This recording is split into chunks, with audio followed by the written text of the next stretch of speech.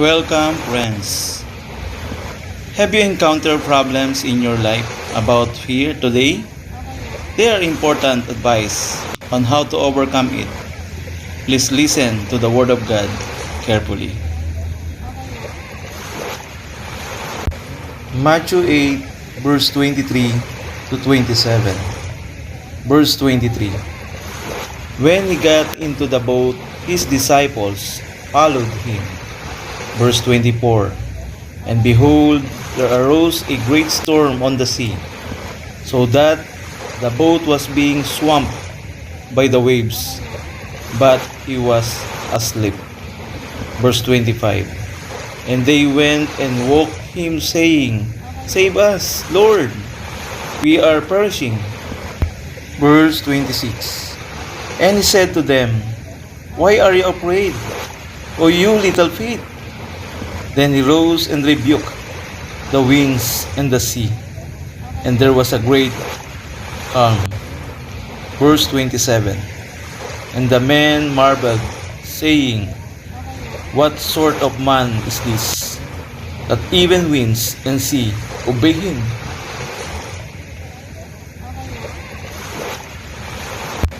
First John 4 verse 18. There is no fear in love, but perfect love casts out fear. Fear has to do with punishment, and whosoever fears has not been perfected in love.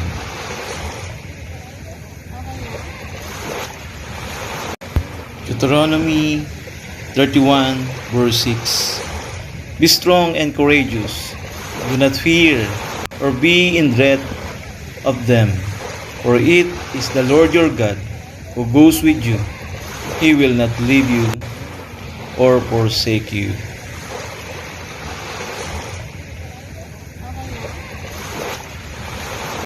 Psalms 56 verse 3 and 4. Verse 3. When I am afraid, I put my trust in you. Verse 4. In God, whose word I praise, in God I trust. I shall not be afraid. What can flesh do to me?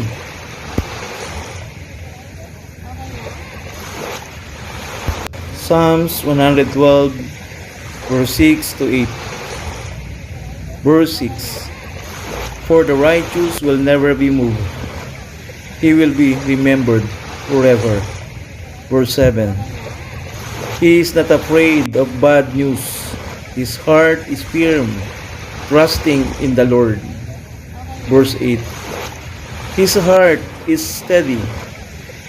He will not be afraid until he looks in triumph on his adversaries.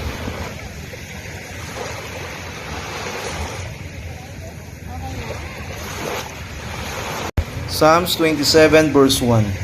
The Lord is my light and my salvation. Whom shall I fear? The Lord is the stronghold of my life. Of whom shall I be afraid? 2 Timothy 1 verse 7. For God gave us a spirit not of fear, but of power and love and self-control. Hebrews 13 verse 5 to 6. Verse 5. Keep your life free from the love of money, and be content with what you have. For he has said, I will never leave you nor forsake you. Verse 6. So we can confidently say, the Lord is my helper. I will not fear. What can man do to me?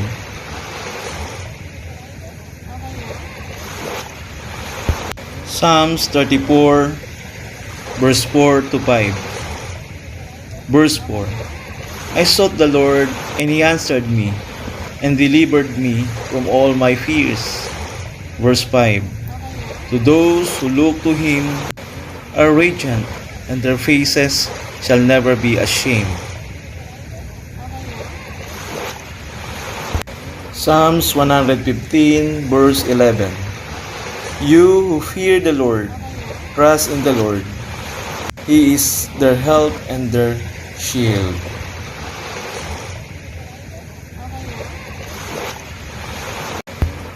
Deuteronomy chapter 3 verse 22. You shall not fear them, for it is the Lord your God who fights for you.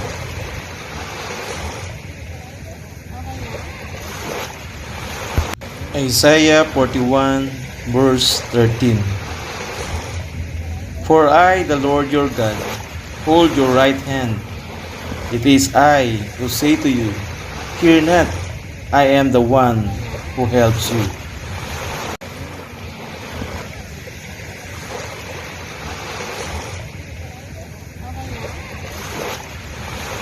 Psalms 91 verse 4 to 5. Verse 4. He will cover you with his pinions, and under his wings you will find refuge. His faithfulness is a shield and buckler. Verse 5. You will not fear the terror of the night, nor the arrow that flies by day.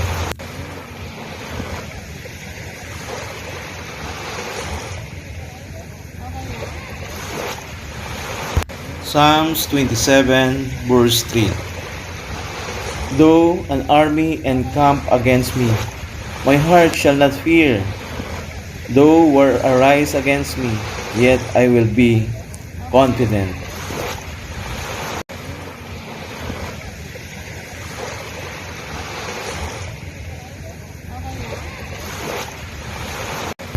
Genesis chapter 50 verse 21. So do not fear, I will provide for you and your little ones. Thus he comforted them and spoke kindly to them.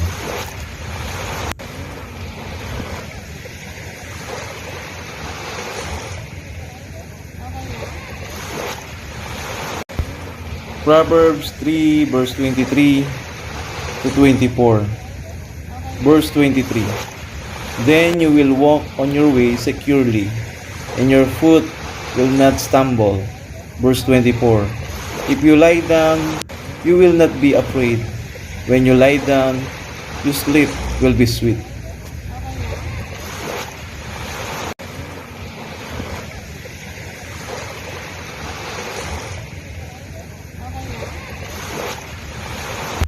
Isaiah 35 verse 4. Say to those who have an anxious heart, be strong, fear not. Behold, your God will come with vengeance, with the recompense of God. He will come and save you.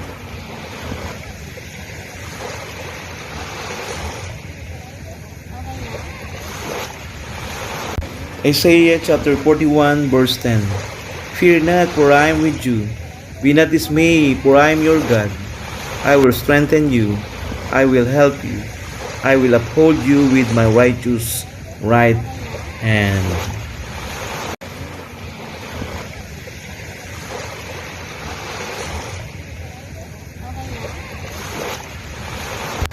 Jeremiah chapter 46 verse 27.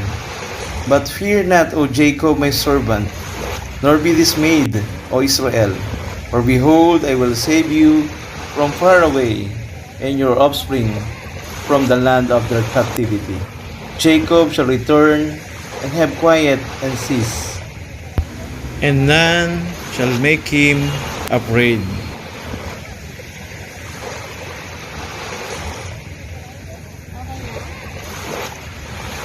Jeremiah chapter 42 verse 11.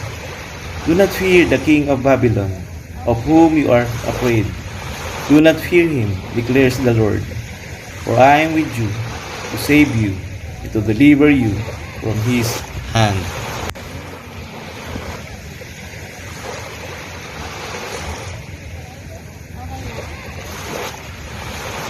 Lamentations 3 verse 57. You came near when I called you. You said, do not fear.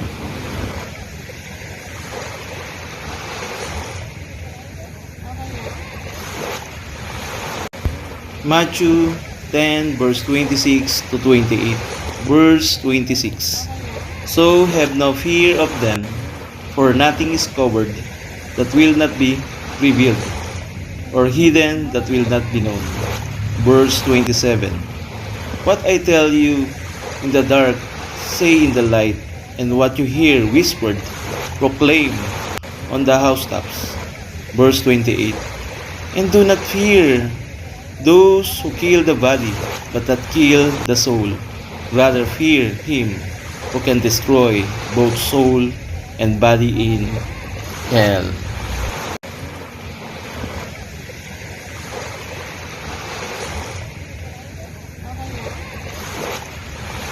Matthew 10 verse 31. Fear not therefore, you are more value than many sparrows.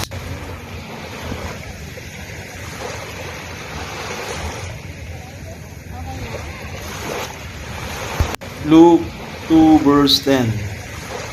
And the angel said to them, Fear not, for behold, I will bring you good news of great joy that will be for all the people. Isaiah 43 verse 1. But now thus says the Lord, He who created you, O Jacob, He who formed you, O Israel. Fear not, for I have redeemed you. I have called you by name. You are mine.